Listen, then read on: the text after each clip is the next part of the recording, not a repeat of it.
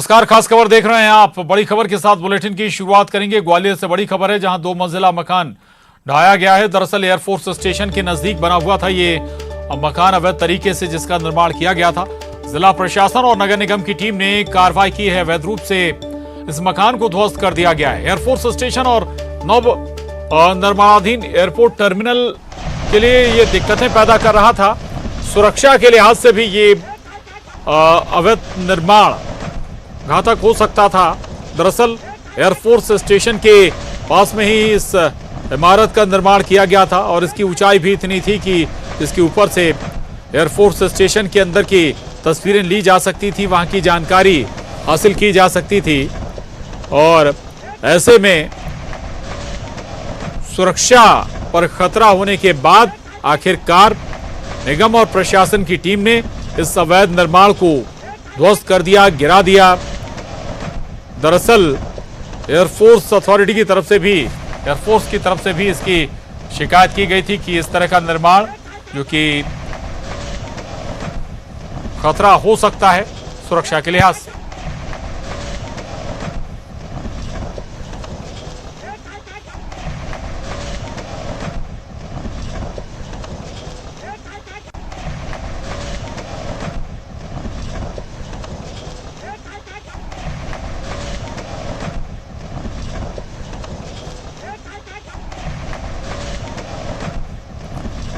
तस्वीरें आपको दिखा रहे हैं, ये तस्वीरें ग्वालियर की हैं। दरअसल ये इमारत अवैध तरीके से बनाई गई थी और एयरफोर्स स्टेशन के नज़दीक ही ये इमारत बनी हुई थी। आपको ये भी बता दें कि एयरफोर्स स्टेशन और इसके अलावा नव निर्माणाधीन एयरपोर्ट टर्मिनल भी बनाया जा रहा है, उसके भी ये नज़दीक थी और उसी में ये आड़े भी आ रही थी। अवैध तरीके से इसका निर्माण हुआ।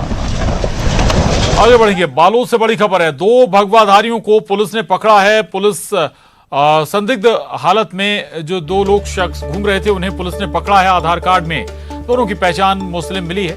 दोनों को न्यायिक रिमांड पर भेजा गया है। गुरूर थाना क्षेत्र का ये मामला। ये तस्वीरें देखिए आप, ये दोनों शख्स भगवा कपड़ों में घूम रहे थे और जब इनकी पहचान या जब इनकी खाना तलाशी की गई तो फिर इनकी पहचान आधार कार्ड में मुस्लिम के तौर पर हुई है। दोनों को फिलहाल न्यायिक रिमांड पर भेजा गया है। अभी ये तस्वीर साफ नहीं हो पाई, क्या मकसद था, क्यों इन्होंने इस तरह का वेश धारण कर रखा था, क्या मकसद था इनका, कहां से ये यहां पर पहुंचे थे।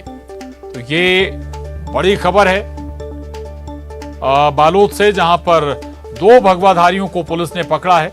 संदिग्ध हालत में ये दोनों शख्स घूम रहे थे। आधार कार्ड में दोनों की पहचान मुस्लिम के तौर पर हुई है और दोनों को अब न्यायिक रिमांड पर भेजा गया है। पूछताछ करेगी पुलिस, उसके बाद ही कुछ तस्वीर साफ होगी कहां से और क्यों ये यहां पर पहुंचे थे। भगवा कपड़े धारण करने के पीछे की वजह क्या थी।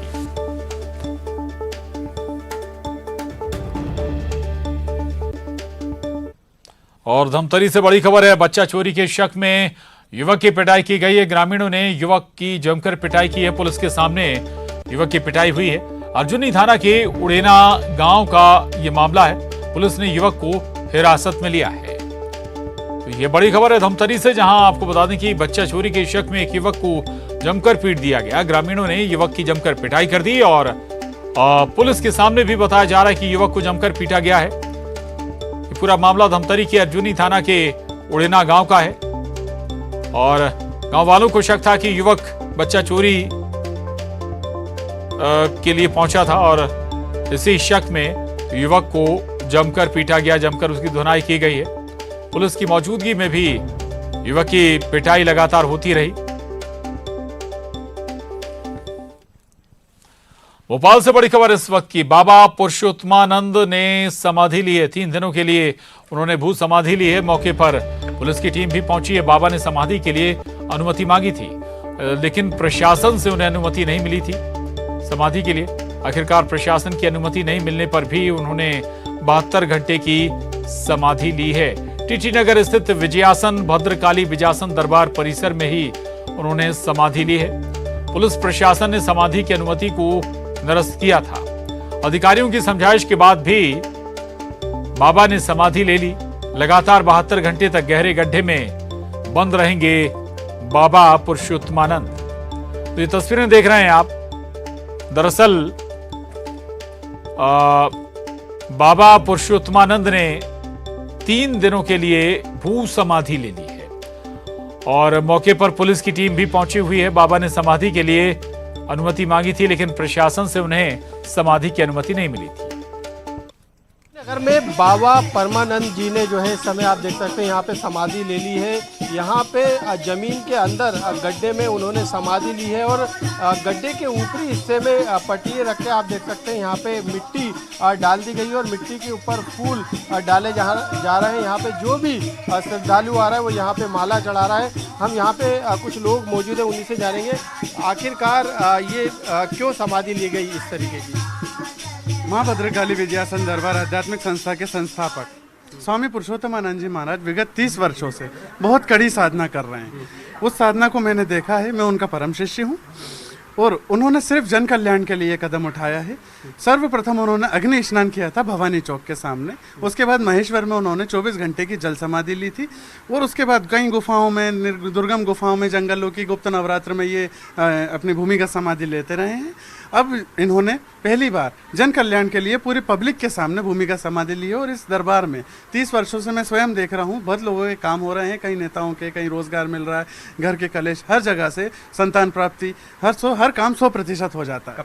कब तक की ये समाधि, कुछ समय सीमा? हाँ, ये समाधि 3 दिवस की है, 72 घंटे की। अष्टमी को सुबह 10 बजे 3 तारीख को गुरुजी पुनः बाहर आके अपने भक्तगणों को दर्शन देंगे। आपसी सहमति के बाद जो है प्रशासन भी जो है यहाँ पे मौजूद था, लेकिन समाधि ली गई है और प्रशासन ने इनकार किया था। लेकिन जो यहाँ पे जो लोग थे उनकी एक आस्था थी, उसके बाद जो है ये समाधि यहाँ पे बाबा ने ली और अब 3 दिन के बाद इस समाधि से बाहर जो है बाबा आएंगे। कैमरामैन दीपक के साथ मनोज राठौर, न्यूज़ 18 भोपाल।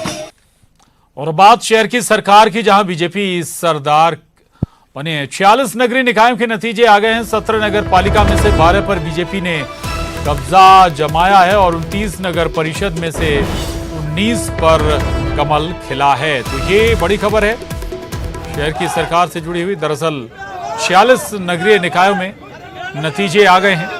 17 नगर पालिका में से 12 पर बीजेपी का कब्जा हुआ है, वहीं 29 नगर परिषद में से 19 पर बीजेपी ने जीत हासिल की है। तो ये आंकड़ा बीजेपी के फेवर में लाल नजर आया है। 46 नगरीय निकायों का और 17 नगर पालिका में 12 पर बीजेपी का कब्जा, जबकि 29 नगर परिषद में 19 पर बीजेपी ने जीत हासिल की है। तो नगर पालिका, नगर परिषद दोनों जगह परचम बीजेपी ने लहराया है। रंजना दुबे हमारे साथ जुड़ गई हैं।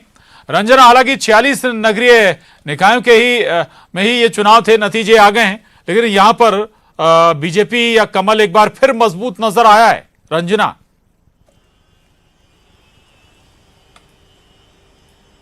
जी प्रशांत, बिल्कुल। जो 18 जिलों के 40 नगरीय निकाय हैं जहां पर जीत को लेकर बीजेपी ने पूरी ताकत झोंकी थी और दिग्गजों ने लगातार जो जनसभाएं हैं वो भी संबोधित की थी और इसी का असर है कि जो भारतीय जनता पार्टी के पक्ष में जो जनता है वो मतदान करती हुई नजर आई और भारतीय जनता पार्टी का जो बोलबाला है वही नजर आया। लेकिन यहाँ पर अगर जो वोट के गणित की बात कर ली जाए प्रशांत, तो इस बार जो बीजेपी है उसको 814 वार्ड्स में करीब जो 416 है उन पर जो पार्षद है 416 के करीब लगभग 416 पार्षद बीजेपी के हैं और कांग्रेस की अगर बात कर ली जाए तो लगभग जो पार्षदों की संख्या है वो 250 के करीब है। लेकिन यहाँ पर निर्दलीय जो प्रत्याशी हैं उन्होंने भी थोड़ा सा जो जीत का गणित है भारतीय जनता पार्टी और कांग्रेस के प्रत्याशियों का वो यहाँ पर जरूर बिगाड़ा है, क्योंकि 117 जो निर्दलीय पार्षद हैं उनको भी जो यहाँ पर जीत है वो मिली हुई है। और खास करके जैसे सिंगरौली में हमने देखा था कि आम आदमी पार्टी की जो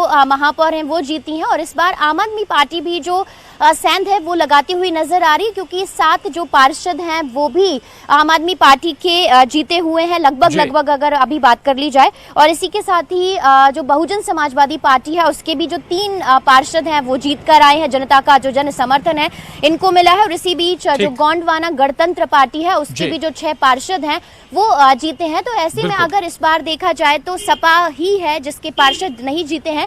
लेकिन बिल्कुल, यानी कि न केवल कांग्रेस बीजेपी बल्कि जो और छोटे छोटे दल हैं, निर्दलियों ने भी यहां पर अपना दम दिखाया है। शुक्रिया रंजना आपका। आगे बढ़ेंगे। रायपुर से बड़ी खबर है। बीजेपी युवा मोर्चा अध्यक्ष रवि भगत ने बड़ा ऐलान किया है। कहा है कि हर कार्यक्रम में मुख्यमंत्री का विरोध करेंगे।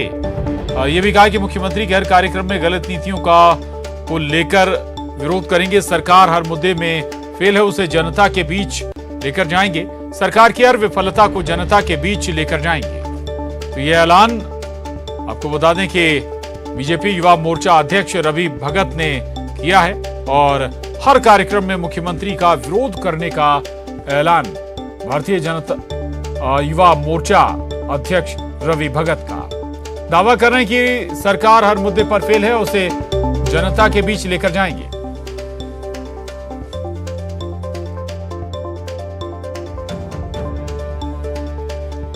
अवधेश मिश्रा रायपुर से हमारे साथ जुड़े हैं।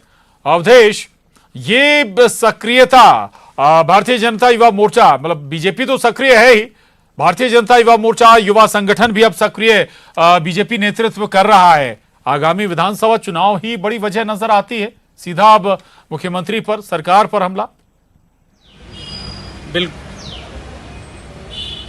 बिल्कुल प्रशांत, आपने सही कहा। देखिए, छत्तीसगढ़ बीजेपी में इन दिनों बदलाव का बयार लगातार तेज बह रही है और इसी जो बदलाव का बयान है उसमें रवि भगत जो है युवा मोर्चा के अध्यक्ष बने हैं। इससे पहले अमित साहू अध्यक्ष हुआ करते थे। आज ही ये राजधानी रायपुर पहुंच के देर शाम में पदभार ग्रहण करेंगे।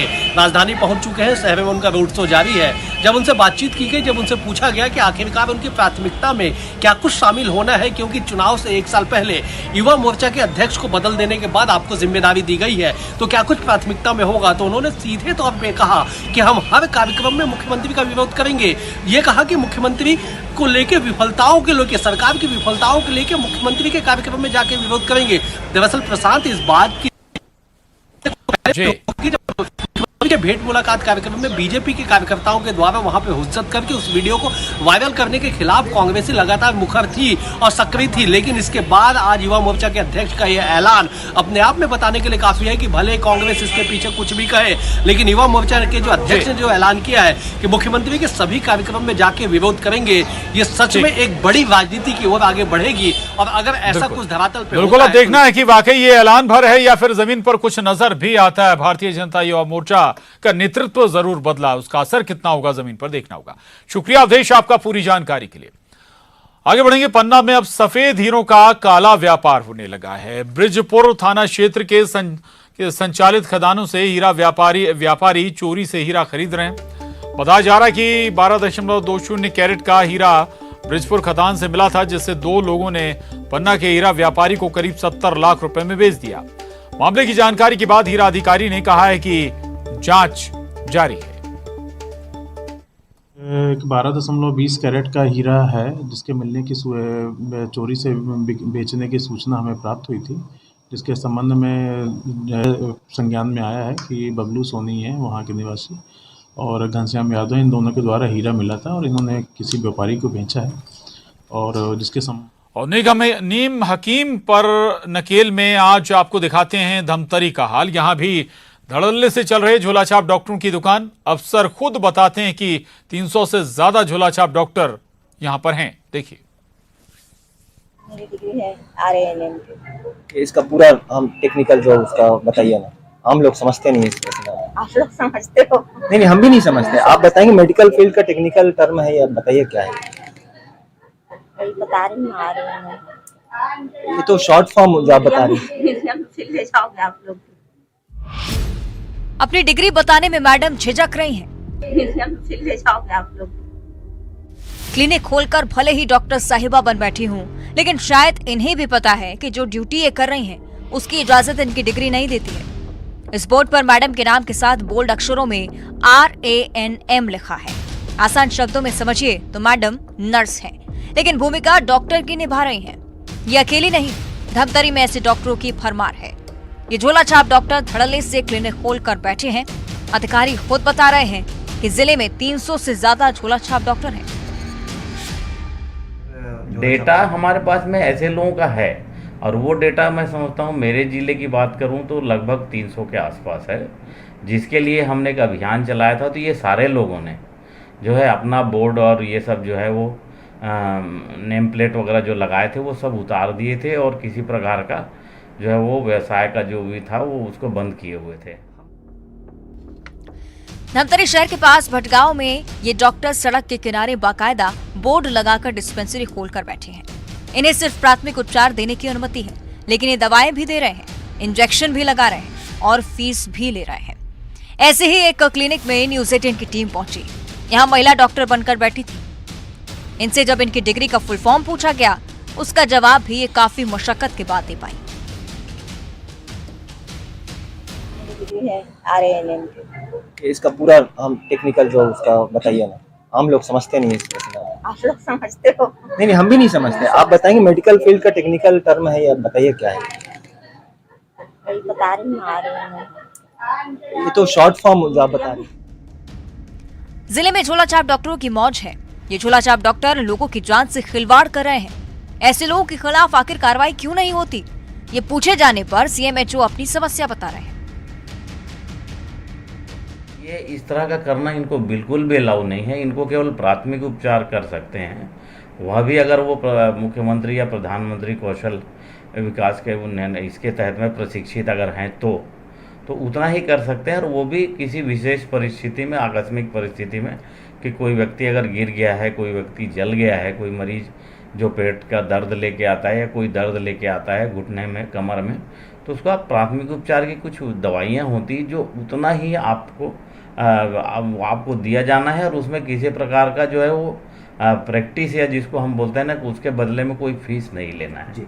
फिर अगर इस तरह की कोई बात आती, जैसे समय समय पे 1-2 जगह से हमारे पास आई भी थी, तो हम लोग वहाँ पर छापा मारते हैं, तो वहाँ पर जितनी भी दवाइयाँ, औषधियाँ, जो भी सामग्री होती है, वो सब हम तो जब्त कर लेते हैं। लेकिन जब किसी व्यक्ति या किसी ग्राम के किसी अन्य जो आमजन हैं, उनसे जब हम बात करते हैं, तो वो उसके विरोध में कुछ भी नहीं करते हैं।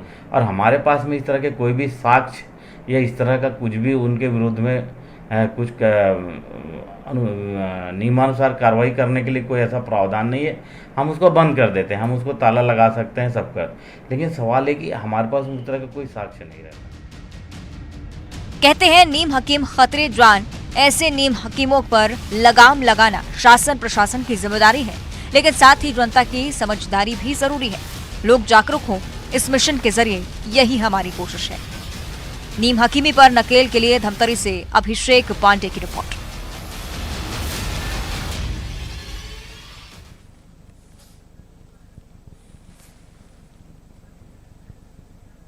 और इसी के साथ इस बुलेटिन में बस इतना ही। खबरों का सिलसिला जारी है।